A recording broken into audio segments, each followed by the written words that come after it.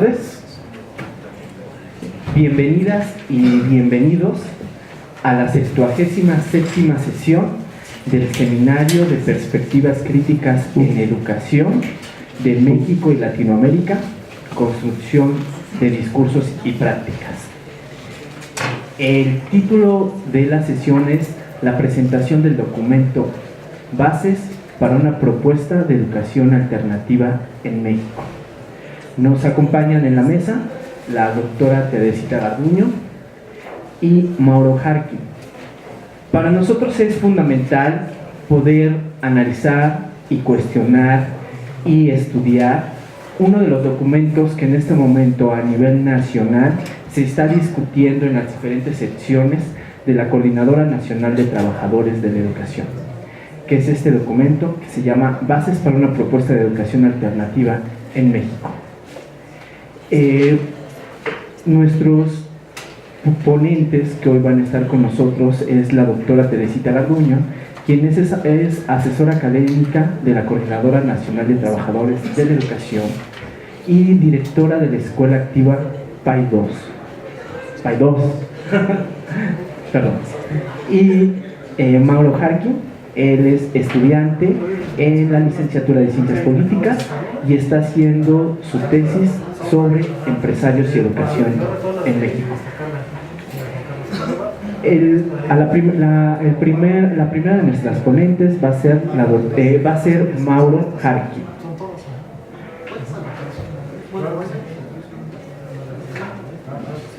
Hola, buenas tardes a todas y todos por estar aquí. La verdad es un gusto bastante grande para mí poder compartir el espacio con José Carlos, con quien ya hemos estado trabajando algunas cuestiones relativas a los debates educativos en nuestro país y las propuestas alternativas de educación, y con la profesora Garduño, con quien ya previamente habíamos discutido el documento en la Facultad de Ciencias Políticas y Sociales, y de que aprendí bastante, una lectura bastante particular del documento, incluso después de haberlo leído. Lo que voy a hacer básicamente será una discusión en torno al contexto político y económico en el cual surge el documento que se va a presentar el día de hoy, particularmente porque, como se ha dicho en muchas ocasiones, discutir el contexto y discutir la historia de aquellos procesos, elementos o prácticas que queremos analizar y conocer nos permiten evitar explicaciones simples y simplistas y reduccionistas de las cosas, ¿no? Hablar de educación en México actualmente se ha convertido en un lugar común en los medios de comunicación, en los espacios académicos. Hablar del problema educativo en México se ha convertido en un lugar común, como decía hace un momento, parte de mi proyecto de investigación, en cúpulas empresariales que tradicionalmente, si bien habían intervenido en educación a través principalmente del interés por generar fuerza de trabajo ad hoc a sus proyectos industriales, etcétera, ahora ha formado parte de su agenda central, ¿no? Entonces tenemos, por un lado, que sale el presidente del Consejo Coordinador Empresarial, organismo cúpula del empresariado nacional, ¿no? A decir que México no se desarrolla porque no hay capital humano suficiente para que México se desarrolle. Por otro lado, vemos que líderes de la Coparmex, recordemos esta confederación patronal que se crea a partir de la promulgación de la Ley Federal del Trabajo, en el propio proceso de la revolución, a decir que la educación es necesaria para el desarrollo nacional, pero tiene que ser una educación para la concertación, básicamente asociada a los intereses del capitalismo nacional, es decir, a sus intereses, ¿no? Por otro lado, vemos que surgen algunas otras organizaciones con un manto de ciudadanía, como Mexicanos Primero, por ejemplo, ¿no? Ya sea en voz de su intelectual orgánico Claudio X. González, o ya sea en voz de algunos otros intelectuales asesores como Denise Dresser, triste, célebre Denise Dresser, ¿no? A decir que México no se desarrolla porque no hay educación de calidad, ¿no?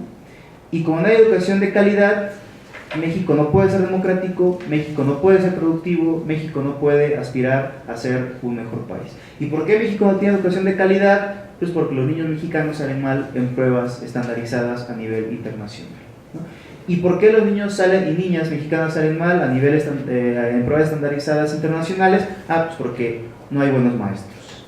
¿Y por qué no hay buenos maestros? Porque hay malas prácticas. ¿Y por qué hay malas prácticas? porque hay un sindicato muy poderoso, porque hay venta de plazas, porque hay mala formación de los docentes, etc. Entonces el problema educativo en México se reduce a que hay malos maestros. ¿Qué hay que hacer entonces? Un proceso de reforma educativa, llamada reforma educativa, que encubra elementos laborales en los cuales se busque y se logre tronar al sindicato, individualizar los contratos de trabajo, presionar a los docentes a través de políticas de rendición de cuentas fundamentadas en pruebas estandarizadas para los docentes, y que de esa manera tengamos buenos maestros en México, tengamos buena educación, salgamos bien en prueba PISA y México esté en el primer mundo. Dice X González que si Corea pudo hacerlo, ¿por qué nosotros no podemos hacerlo? Bueno, a eso nos referimos cuando hablamos de que hay que conocer la historia para evitar explicaciones simplistas, ¿no? Corea era un elemento clave en la Guerra Fría. Corea recibió miles de millones de dólares por parte de Estados Unidos para que se desarrollara. El desarrollo capitalista en Corea se hizo a partir de una dictadura militar, ¿no? Generó procesos de reforma agraria que en México nunca se dieron. Es una historia muy distinta y por eso hay que contextualizar los procesos. Entonces, hablar de educación no es únicamente hablar de cómo salieron los niños y las niñas en el examen, ¿no? Ni de qué manera los profesores dan la clase. Esa es, digamos, la parte más nítida del proceso educativo, pero la educación está enmarcada en procesos mucho más amplios que hay que discutir, ¿no? Para poder entender, ¿no? Entonces, bueno, digamos que el problema educativo en México se enmarca en un contexto mundial que algunos han llamado de globalización. Prefiero, al igual que tuvimos otras muchas personas que han desarrollado el concepto, de hablar de mundialización capitalista, ¿no? ¿Qué es la mundialización capitalista? Bueno, básicamente es la expresión de ciertas tendencias económicas que desde la década de los 80 se han construido como hegemónicas prácticamente en todo el mundo. Es decir, una apertura indiscriminada a los flujos de capital financiero, especulativo, a los flujos de inversión extranjera directa, a las actividades de lucro de empresas transnacionales, y una concentración del poder político en instancias supranacionales de gobernanza mundial. Para el caso mexicano, las más evidentes son el Banco Mundial y el Fondo Monetario Internacional, ¿no? Esta mundialización, que igual tardaría mucho tiempo si discutiéramos por qué, dónde surge, qué es lo que sucede, etcétera, ha condicionado no únicamente la economía, ¿no? Sino también la vida social y la vida política, ¿no? Un elemento importante en el proceso de mundialización ha sido la diversificación en la producción. Es decir, empresas transnacionales que, debido a las facilidades que se han dado a nivel internacional para la movilidad de su capital, prefieren producir digamos, de esta pluma, ¿no? Prefieren producir esta parte en un país, esta parte en otro país y esta parte en otro, ¿no? De tal forma que les haga mucho más barato el proceso de producción, ¿no? Proceso de producción que, si bien se distribuye en varias latitudes, tiene un orden de distribución. Si las empresas transnacionales producen de manera deslocalizada en diversos lugares, lo que producen no es de forma deslocalizada. A lo que me refiero es, por ejemplo, la industria automotriz. Si desarmamos un auto, veremos, por ejemplo, en México es de los países más importantes en exportación de autopartes, se nos dice. Pero lo que no se nos dice es que en México lo que se produce, lo que se ensambla, lo que se exporta, no son los circuitos que necesitan más desarrollo tecnológico para poder construir el auto. Lo que ensamblamos en México son las puertas, son las llantas, son los tornillos, son procesos que no requieren alta sofisticación tecnológica. Si pudiéramos hacer un mapa de la división internacional del trabajo en ese sentido, veríamos que la concentración tecnológica se da en países avanzados, ¿no? Y los procesos de manufactura a partir de maquila se da en países como el nuestro. Algunos dirán periféricos, preferiría mencionar dependientes. Ahora, ¿por qué traer esta colación? Bueno, porque si el secretario de Educación Pública hace 3 años, en la reunión con la American Chamber Association, dijo que la reforma educativa era parte fundamental del proyecto de desarrollo de Enrique Peña Nieto, porque este proyecto quería encaminar a México como una potencia exportadora, maquiladora, en algo tiene que tener sentido. De algo, alguna relación tiene que haber en la reforma educativa con el propio proyecto de desarrollo económico en nuestro país. Este contexto de mundialización capitalista, con la predominancia de las empresas transnacionales, el libre flujo de capitales especulativos y productivos, bueno, también logró subsumir, digamos, a nuestro país, ¿no? ¿Y qué pasó con ello? Bueno, el proyecto de desarrollo nacional, que con muchos asegúnes y con muchas contradicciones y con muchos altibajos se había llevado a cabo durante 40 años, se vio desmantelado prácticamente de tajo, y con él se vio desmantelado el Parque Industrial Nacional, se desmantelaron las empresas públicas, se vendieron los bancos, se vendieron ferrocarriles mexicanos, se privatizó la industria aérea, ¿no? El proyecto de desarrollo nacional pasó más a depender de factores externos que de factores internos para poder construir determinada senda, para poder avanzar hacia un estadio mejor. No en un sentido lineal, pero sí poder caminar, digamos. El punto es que cuando se desmantela el Estado mexicano y cuando México se incluye al llamado proceso de globalización, se nos dijo que teníamos que ser competitivos, ¿no? ¿Y de qué manera México se incluye a esta llamada globalización? ¿De qué manera México es competitivo? Bueno, básicamente a partir de favorecer los intereses del gran capital internacional, ¿no? A partir de políticas fiscales favorables a la inversión extranjera directa, a partir de políticas salariales favorables a los empleadores, a partir de políticas bastante hostiles a la organización sindical independiente, ¿no? Pero había un elemento que el propio Salinas de Gortari en su momento dijo que era imprescindible para que México se modernizara, para que México fuera más productivo y para que México pudiera competir a nivel internacional. Esto era la educación.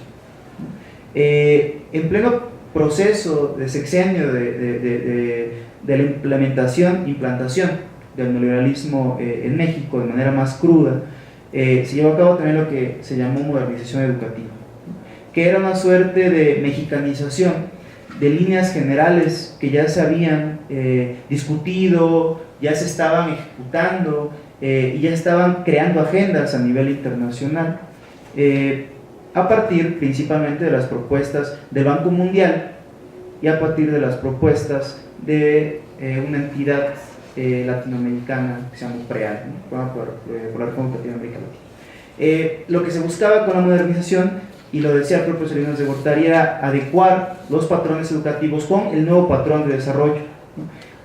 Ahora la pregunta era aquí, ¿de qué manera? ¿De qué manera se podía hacer esto? Ellos tenían la respuesta, ¿no? Y tenían una respuesta en la cual lo que buscaban era concebir la educación no ya como un derecho humano, no ya como un elemento de sociabilidad secundaria favorable para la construcción de una ciudadanía densa, sólida, ¿no? Sino como un mecanismo importante para aumentar la productividad económica. E incluso tenían su marco teórico, ¿no? Un marco teórico que, por cierto, pues no era nuevo, que tenía sus raíces desde el siglo XVIII, ¿no? Con la obra de Adam Smith, La riqueza de las naciones, publicada en 1776, y que incluso el propio Marx había teorizado, no en ese sentido, pero ya lo había mencionado a partir del concepto de General Intellect, ¿no? Que era la vinculación entre el conocimiento y la industria, el conocimiento y la producción. Ellos le llamaron la teoría del capital humano, y como ellos recuperaron experiencias y recuperaron posturas teóricas que al menos de los años 60 ya habían sido dominantes en ciertos espacios educativos y entidades multinacionales. ¿Qué nos dice la teoría del capital humano? Básicamente, la teoría del capital humano, teorizada por Theodor Schultz y Gary Becker, ambos economistas de la Universidad de Chicago, promovida por la OCDE y promovida de forma bastante fuerte por Bush padre en Estados Unidos, nos dice que existen diferentes capitales. Algunos son tangibles y algunos son intangibles. Un capital intangible, por ejemplo, serían las aptitudes y los conocimientos que las personas pueden adquirir a lo largo de su vida y con los cuales pueden tanto seguir aprendiendo como ser productivos en sus espacios de trabajo, ¿no? A estas aptitudes y capacidades y competencias, podríamos ya ir mencionando en ese sentido para el debate, se les llama capital humano porque son elementos con los cuales una persona puede adquirir ganancias a lo largo de toda su vida laboral. Ahora, ¿por qué es necesario el capital humano? Bueno, básicamente nos dicen que la fórmula es: a mayor capital humano, mayor productividad por trabajador; a mayor productividad por trabajador o trabajadora, mayor remuneración salarial; y a mayor remuneración salarial, mayor bienestar en los estándares de vida de las sociedades. Más allá de que empíricamente, para el caso mexicano al menos, viendo la correlación entre salarios, productividad, o la correlación entre nivel educativo y posibilidades de empleo, se puede refutar empíricamente esta suerte de mantra educativo, las implicaciones que esto tiene han sido durísimas, porque si vemos cuál es el móvil que nutre tanto las propuestas educativas del empresariado nacional, que ya mencionaba, la Coparmex, el Consejo Coordinador Empresarial o los ciudadanos de Mexicanos Primero, tanto los documentos del propio Instituto Nacional de Evaluación de la Educación, veremos que el problema y el tema del capital humano se repite de manera constante. Se repite de manera constante y de manera consecuente con un proyecto de nación. Ahora bien, ¿qué problemas nos implicaría adoptar esta visión del capital humano como una suerte de imperativo pedagógico, como ha sido constituido? Bueno, por un lado, el hecho de quitarle a la educación o de restar a la educación su posibilidad socializadora, la posibilidad de construir una mejor democracia plena, la posibilidad de construir ciudadanos responsables, la posibilidad de construir educandos felices. ¿Por qué? ¿Por qué y de qué manera se presentan estos fenómenos? Básicamente a través de las políticas de medición del capital humano. Si recordamos lo que mencionábamos al principio, los argumentos del sector empresarial mexicano, se nos dice que en México no hay suficiente capital humano. Pero ¿de qué manera ellos aseguran que en México no hay suficiente capital humano? A través de los resultados en pruebas estandarizadas que miden la calidad del capital humano. ¿A qué pruebas estandarizadas nos referimos? Básicamente a PISA, una prueba promovida por la OCDE, pero financiada por los países que hacen la prueba PISA, es decir, financiada por todos nosotros, ¿no? por el fisco nacional. Al salir mal los estudiantes mexicanos en las pruebas PISA, se nos dice entonces que no tienen la capacidad ni las aptitudes suficientes para poder ser productivos y poder desarrollarse a lo largo de toda su vida, porque no tienen las competencias necesarias para poder hacerlo. Y esta visión tampoco es algo nuevo.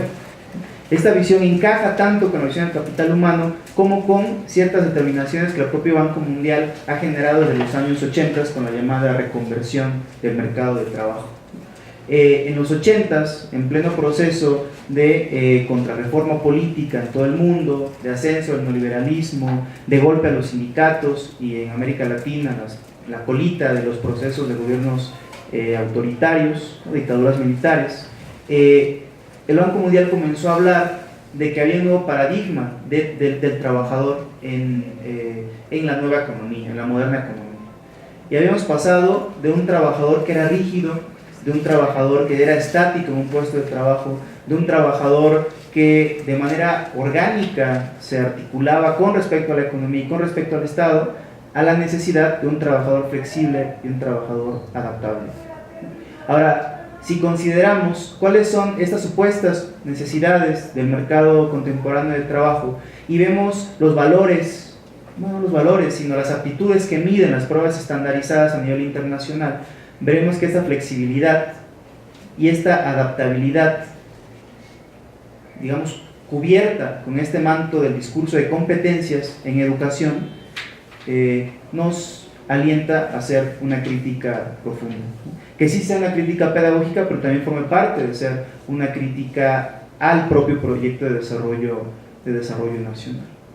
Ahora, nos dice el secretario de Educación Pública que la reforma educativa es necesaria para que México sea una potencia exportadora en maquila.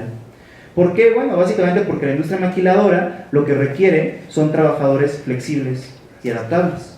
Son trabajadores y trabajadoras, y en gran parte trabajadoras, en el caso mexicano al menos, que no se organicen en sindicatos, que no luchen por salarios mucho más, por aumento salarial, ¿no? Y que no necesariamente quieran construir proyectos de integración política, ¿no?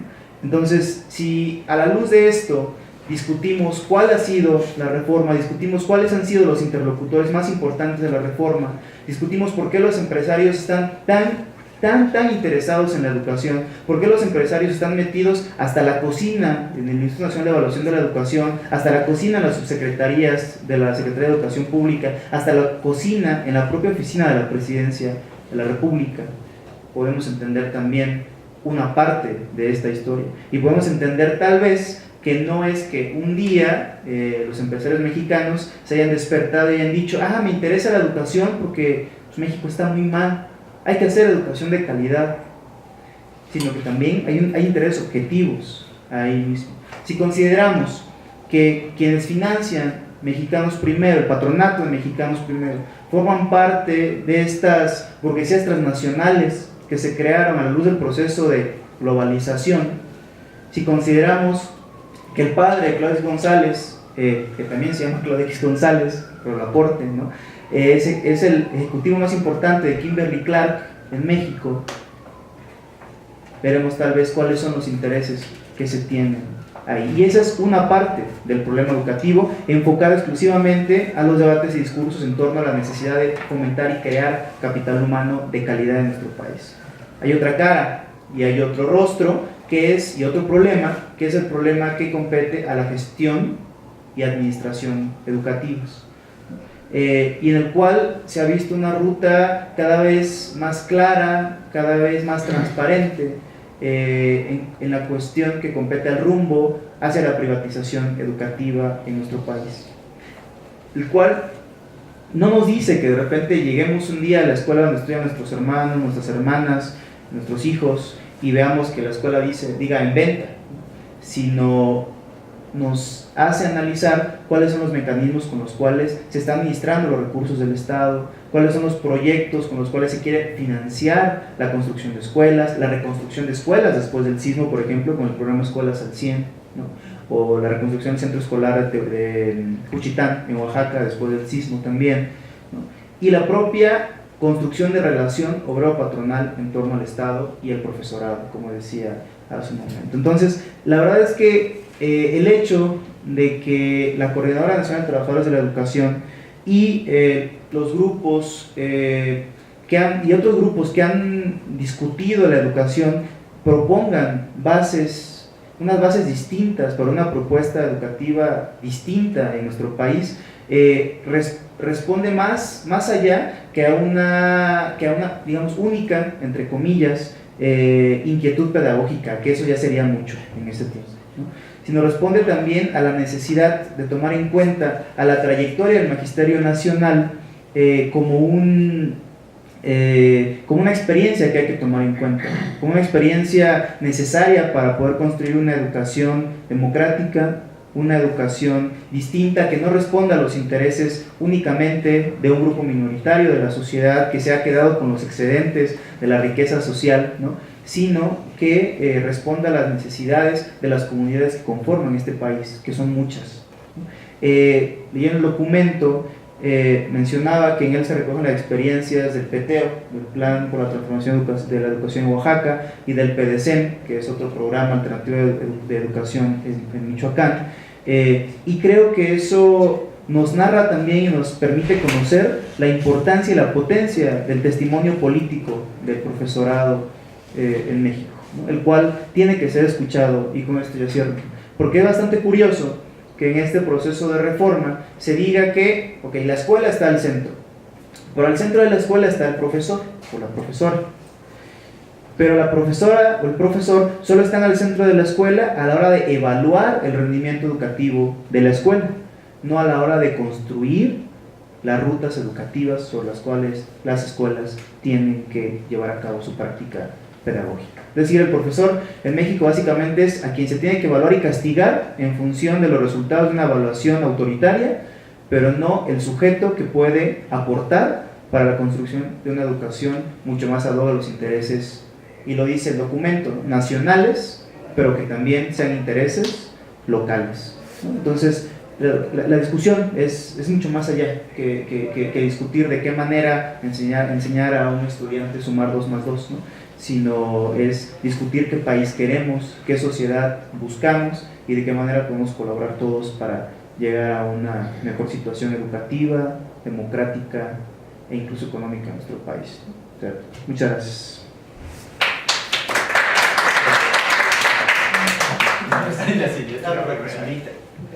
Ahorita les paso el micrófono. Muchas gracias, Mauro. Es para nosotros muy importante, para este análisis del documento, establecer los diferentes contextos, ya sea el nacional y el internacional. Porque parecería que cuando se hablan de cuestiones educativas y pedagógicas, estamos hablando de esencias o estamos hablando de naturalezas y no hablamos de procesos y no se habla de la historia. Que parecería que estamos o en un proceso ahí sí de hiperideologización de estos objetos de la realidad o de investigación, y que cuando hablamos de historia de los procesos sociales, de los diferentes sujetos, hasta parece que molesta que se diga que no es la educación algo ideal o bueno por naturaleza, sino es una construcción que se puede hacer desde diferentes tipos de sujetos. Llámense estos sujetos el empresariato, bueno, los empresarios o los diferentes movimientos sociales, y donde, por ejemplo, en los últimos años, desde hace más de 30 años, la Coordinadora Nacional de Trabajadores de la Educación es uno de los interlocutores más fuertes. En ese sentido, lo que nos puede presentar tanto la doctora Teresita como el doctor Juan Manuel Rendón, bueno, los profesores, maestros, Teresita y Juan Manuel Rendón, es fundamental e importante, tanto, bueno, por 2 dimensiones. Una dimensión sobre la experiencia de todos los días en las aulas, sea con niños, con jóvenes o con la formación de profesores, la cuestión de la experiencia, que en algún momento se ha teorizado tanto aquí en la misma facultad sobre qué es la experiencia sin vivirla, se convierte como en un objeto un poco muerto, inanimado. Y por la otra, en los términos teóricos, epistemológicos y epistémicos que son necesarios para la construcción del conocimiento, que ambos aparecen en lo que nos van a presentar, creo, y considero la profesora Teresita y el profesor Juan Manuel Rendón. Y ahorita también ellos les pueden decir por qué es tan importante esta cuestión de el profesor o el maestro, y no solamente ese grado del doctor o doctora, que ellos lo son doctores y doctoras, y que es muy interesante quizá también su historia de cómo llegaron a hacerlo y sobre qué posición y todo esto. Pero ahorita en este momento es importante esta cuestión de cómo se construyó este documento, para qué y qué es lo que se está jugando actualmente en el 2015, desde el 2012, 2013, 2014, 15, 16, sobre esta contrarreforma educativa en términos un poco de Pablo González Casanova y en los términos del magisterio, diciendo esto no es una reforma educativa, esto es una reforma laboral que controla y excluye a los profesores, pero automáticamente también a los diferentes actores, entre ellos a los jóvenes y a los niños. Y en ese sentido, quienes tienen experiencia del por qué son los mismos profesores, y que tendría que estar en el mismo nivel las reflexiones teóricas en pedagogía, y no lo están. ¿Por qué? Pues tendríamos que preguntarnos. Bueno, en relación vamos a seguir con el análisis de este documento, y le preguntaría al doctor, bueno, al profesor, al maestro Juan Manuel Rendón y a la maestra Teresita, ¿quién quiere ser el siguiente para exponer? Teresita, que llegó primero. Bueno, Teresita, que llegó primero. Maestra, si nos ayuda a seguir con el análisis del documento. Gracias, José Carlos, y bueno, gracias por la invitación. Esta es mi casa mate, ¿eh? Aquí estuvo psicología en el 68. Entonces, bueno. Nada más con un enter, maestra. Más con un enter. Bien. Pues yo estoy en este proceso acompañando, como siempre, a las maestras y a los maestros en las escuelas. en sus prácticas en las comunidades, en la realidad educativa, y eso es lo que me ha permitido en estos 46 años de mi propio proyecto y de acompañar otros proyectos, poder ayudar a tejer lo que ellos empezaron a recoger desde hace muchísimo tiempo. La CENTE desde siempre ha tenido dos caminos fundamentales.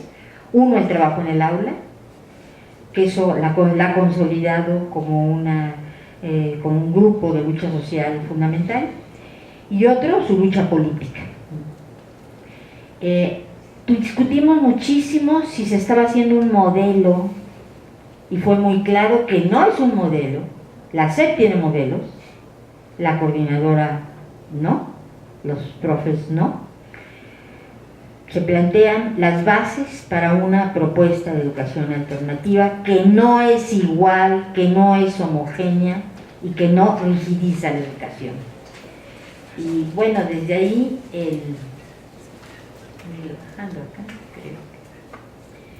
el documento, yo los invito a que lean el documento. Es un documento que en este momento lleva muchos meses de discusión en las comunidades, en las escuelas, en los consejos técnicos, para la aportación de los profesores y las profesoras desde su experiencia.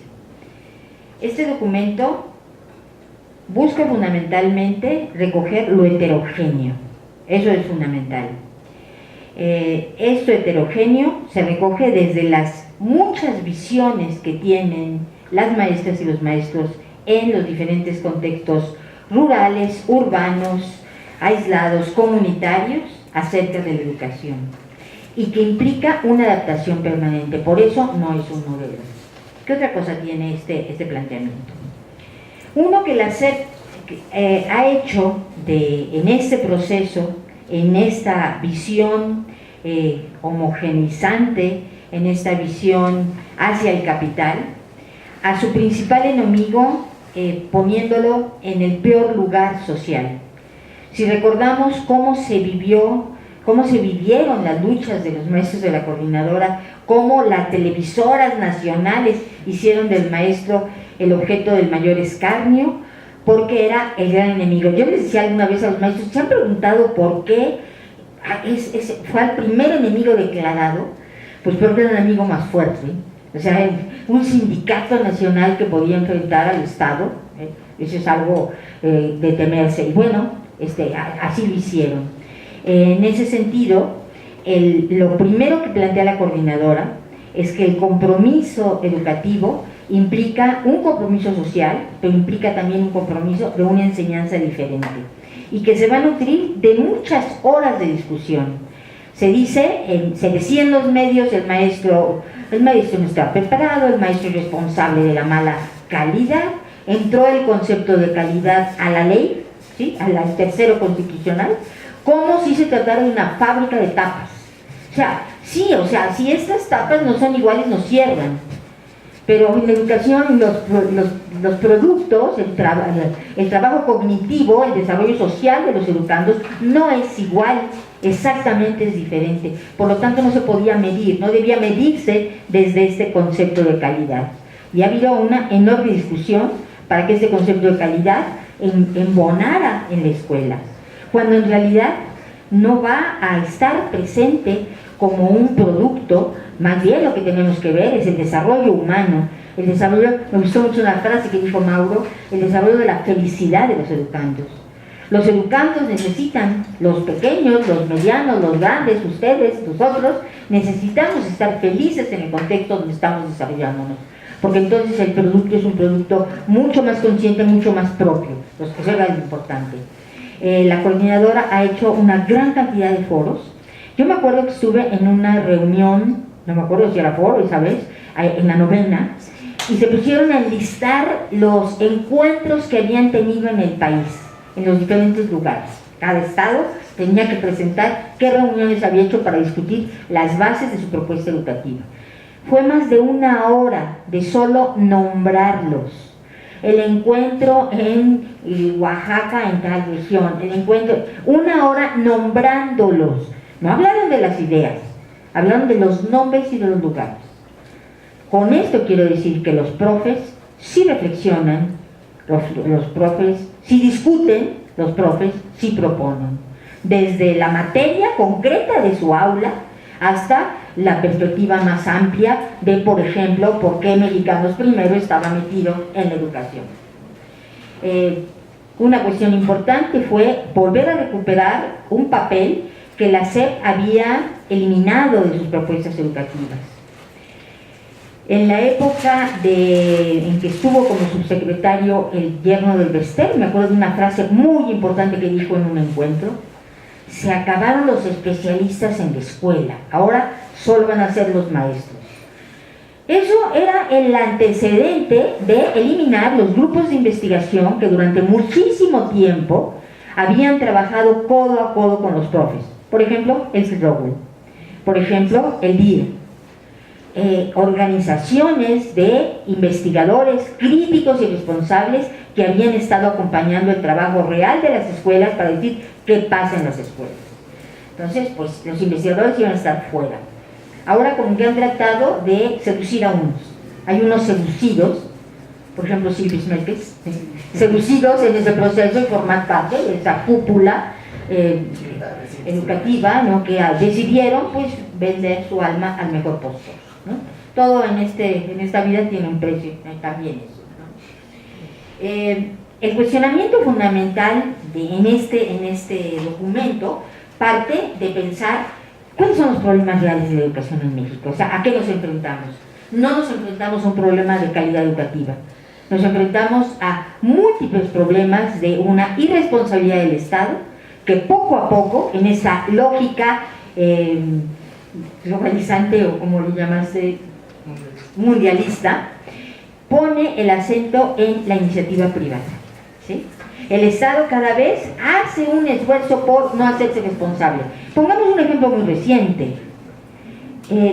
Se podrían preguntar por qué muchas escuelas en este momento no están trabajando, por qué muchos niños de primaria y de secundaria están estudiando en su casa por internet, porque el Estado no asumió la responsabilidad de los edificios escolares. Esos edificios no deberían de haber colapsado, esos edificios deberían estar en pie. Es responsabilidad del Estado dar una infraestructura en donde los niños y los adolescentes estén seguros. Eso no pasó. El asunto de escuelas al 100 implica la hipoteca de la escuela y del municipio a largo plazo. Sí vamos a prestar para que les pongan un piso muy elegante, ¿sí? Pero ustedes van a tratar las escrituras, la comunidad va a dar las escrituras de sus propiedades y estarán hipotecados y no podrán invertir en el futuro. Eso es escuelas al 100, ¿sí?, que ha sido vendido como el gran logro educativo. ¿Qué otra cosa ha pasado? Me han pasado cosas importantes en la reflexión. La CENTE señala con mucha claridad: uno de los problemas fundamentales de la educación en México es la inequidad. No son iguales las condiciones de todas las escuelas en el país y deberían serlo. Los niños y las niñas tienen derecho a tener los mismos espacios para poder aprender. En cobertura se ha avanzado, sí, lo mismo lo dice el sargento Nuño, sí, hay más niños en la primaria, casi el 100, un poco menos en preescolar, menos en secundaria, 80 y tantos, en media pues vamos bajándole, y bueno, en educación superior bastante baja. Esto implica que además, no solo son los números, las condiciones de las escuelas en el país son muy diversas. Tenemos una enorme cantidad de personas en analfabetismo total y muchos de ellos en analfabetismo funcional. ¿Por qué? Porque no se provee un espacio cultural que permita seguir construyendo. Hay una gran cantidad de jóvenes que tendrían que estar en la escuela y han sido y son la carne fresca del narco. ¿Sí? ¿Por qué? Porque no hay escuela para ellos, cuando es una obligación del Estado dar escuela. Una gran cantidad de escuelas en el país son escuelas en pequeñas comunidades, escuelas multigrado, que están amenazadas en este momento con un nuevo proyecto, del cual hay que alertar a la población. Este proyecto que implica desenraizar a los estudiantes de las escuelas multigrado, las escuelas unitarias. Entonces, como en este lugar yo no puedo poner un profe y pagarle una cantidad digna para que él esté en la escuela, me llevo a los niños a una escuela bien montada. y los saco de su comunidad. Los niños tienen derecho de estar con sus familias, es un derecho humano de permanecer con sus padres, ¿sí? De permanecer con sus abuelos, de permanecer en la comunidad donde viven. Si vamos a las condiciones de las escuelas, esas no tienen calidad, lo que no tienen calidad son las escuelas, y esas son responsabilidad del Estado. Una gran cantidad de escuelas tienen todavía techo de lámina, ¿sí? Las escuelas indígenas, sobre todo, son las escuelas más marginadas. Muchas no tienen agua ni energía eléctrica. Muchas escuelas que hemos recorrido, que yo he recorrido con maestros, terminábamos a las 5 de la tarde, pues después ya no veíamos nada. No, maestra, ya se va mejor, porque ya no va a haber nada, porque no había energía eléctrica, porque no se podía continuar y había que empezar en el momento que los niños regresaban de trabajar. Una gran cantidad de escuelas no tienen agua potable, no solo urbanas, escuelas rurales y muchas urbanas también. Sin embargo, la gran mayoría de las escuelas privadas tienen agua potable y tienen condiciones de equidad para sus educandos. En este contexto, pues bueno, un problema fundamental es esa inequidad que se vive y que no se reconoce como una responsabilidad del Estado y que cada vez se reconoce menos. La modificación de la ley lleva a autorizar a los consejos de participación social para conseguir recursos para beneficio de la escuela. ¿Cómo? Como pues, asóciense, lo dice la ley, que se asocien con empresarios locales para mejorar las condiciones de la escuela. No, señores, es una responsabilidad del Estado, no de que el profe, de que el director de la escuela haga una buena labor para que el dueño de la papelería le regale lápices. No se trata de eso, no se trata de caridad, se trata de un derecho.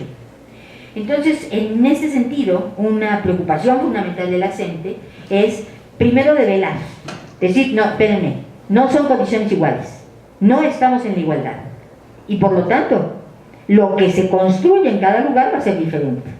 ¿Por qué? Porque hay, en la Ciudad de México, una compañera mía, Claudia Crevena, trabaja en una escuela vespertina, y tiene niños y niñas que llegan a su aula sin haber tomado ningún alimento a las 2 de la tarde. Y cuando les preguntan, ¿tu mamá no dejó? No, maestra, es que yo creo que hasta en la noche vamos a cenar. Entonces el niño está sin tomar nada, o lo mínimo, a las 2 de la tarde para ir a la escuela, en Coyoacán. No vayamos muy lejos, aquí en Coyoacán. Y estos chicos, bueno, la maestra pues saca de su bolsa una torta y la parte en 2 para darle a los chicos que no han comido nada hasta ese momento. Se plantea una educación alternativa, que sea otra de la que el Estado se plantea, porque el Estado plantea como punto de partida condiciones de igualdad. La CENTE reconoce condiciones de desigualdad, y en esas hay que trabajar, porque así trabajan los profes, porque los profes sí atienden esa diversidad, porque los profes sí se dan cuenta de que el niño se les duerme, porque no trae ni un mínimo de azúcar en la sangre para poder reaccionar. O sea, hay que hacer algo con esa criatura, porque los maestros saben que ese niño viene de trabajar muchas horas en el campo, o en la calle, o donde sea. ¿Qué ha pasado en estos 38 años de lucha de la coordinadora? Primero, la coordinadora sabe cuál es su materia de trabajo. La coordinadora no se engaña de las condiciones de trabajo en las que se dan. La coordinadora sabe salir a la calle, pero sabe salir también al aula. La coordinadora sabe hacer propuestas educativas y reconoce condiciones de diversidad y de multiplicidad en el contexto donde está. Eso es lo primero. Y es una escuela abierta a esa construcción colectiva. Por lo tanto, en ese proceso, recogieron los resolutivos de muchos congresos. No los voy a nombrar porque me tardaría como más de la hora de lo que en ese congreso hicieron. Muchos congresos en donde se debatió evaluación, enseñanza de la lengua, condiciones de las escuelas, se debatió enseñanza de las matemáticas, se debatió educación inicial, se debatió educación especial. Muchos encuentros. Resolutivos aprobados por todos los profesores presentes, profesores y profesoras presentes. Es una construcción real, práctica y teórica permanente. Y se plantearon una ruta pedagógica. Esa ruta pedagógica implicaba organizar congresos locales y nacionales que recogían la voz de los profesores, porque esa voz de los profesores no está en los programas. En los programas está una visión de súper especialistas, los que quisieron venderse al régimen, y una visión bastante fragmentada. Si en este momento tuviéramos que hacer una revisión de los programas propuestos, no es el caso, tengo algunos estudios de análisis de ello, encontramos muchísimos huecos, porque la SEP olvidó que hay una historia educativa en este país y hay propuestas educativas en este país que tenía que revisar. Para la SEP todo lo anterior es desechable. Entonces, bueno, en ese sentido, ¿cuál es la propuesta teórica? ¿Cuál es la propuesta de construcción pedagógica, de teoría pedagógica que se recoge? Ninguna. Para hacer el programa actual tuvieron 3 meses. ¿Quién hace un buen programa en 3 meses? ¿Qué equipo puede coordinarse en todas las disciplinas para hacer un buen programa en 3 meses? Es imposible. Ciertamente que hay muchísimos huecos. La CENTE lanzó una iniciativa de diálogo nacional. Vamos a abrirnos, vamos a invitar a los profesores de las escuelas, vamos a invitar a los profesores de las secundarias, vamos a invitar a los profesores de educación especial, pero vamos a invitar también a los universitarios, vamos a invitar a los académicos, vamos a invitar a los investigadores para que nos digan cómo ven la educación y qué se plantean. Por eso la propuesta, las bases son muy diversas y tienen muchas visiones y no se casan con una sola teoría. Eso es muy importante. ¿Cuáles son los principios de esta educación alternativa? Es revolucionaria, porque se trata de cambiar la estructura del sistema capitalista que se ha implantado en la escuela, que le permita entonces transformar las condiciones y tomar conciencia de que los contenidos planteados en los programas no son los únicos que hay que trabajar. Lo discutía con José Carlos hace rato, trabajando con profes de Tuxtepec. Uno de los puntos de trabajar y discutir es la razón por la cual el Papaloapan se movió de Cauce, ¿sí? ¿Cuáles eran las razones económicas para moverse de Cauce? ¿Y cuáles son las razones económicas para que la gran mayoría de la caña que se cultiva en la región vaya a dar a la Coca-Cola? ¿Y qué hace la población con eso? Eso debe estar en los programas. Eso debe revolucionar la mente de la gente para que se apropie entonces de los productos de su comunidad y de la reflexión que permite transformar su comunidad. Una educación democrática en donde la participación sea horizontal para todos y con conciencia de qué está sucediendo con las diferentes clases segregadas por la escuela. Cómo hay un proceso de discriminación hacia aquellos que no hablan el mismo lenguaje. Porque las pruebas, no solo PISA, mencionaste PISA, pero yo diría enlace. Enlace durante muchísimos años se convirtió en un gran rasero que señalaba las escuelas que estaban adelante y atrás. Muchas escuelas privadas tienen mantas en las frentes de las escuelas, en las fachadas, diciendo: esta escuela ganó el concurso Enlace, tiene tal puntaje, para poderse vender mejor a los padres. Cuando sabemos que la prueba Enlace es una prueba discriminadora. Es una prueba que, si yo la pongo en otro contexto, los niños me preguntan: ¿y qué significa diagrama? Sin embargo, pueden hacer un diagrama, porque hay un asunto cultural del lenguaje que va permeando los contextos en los cuales nos movemos. Una educación gratuita, pública, laica y equitativa, que les permita entonces reconocer que lo que necesitamos en educación es un mayor porcentaje del Producto Interno Bruto y que tenemos que, por ley, obligar al Estado a proporcionarlo, porque nunca más las escuelas se deben de caer, nunca más deben ser un riesgo para los niños y las niñas, nunca más debe haber niños que no hayan comido al llegar a la escuela, y no solo con el desayuno escolar. Nunca más debe haber niños y niñas que no puedan estrenar un cuaderno para empezar el año escolar. Nunca más debe haber escuelas en donde no haya baños.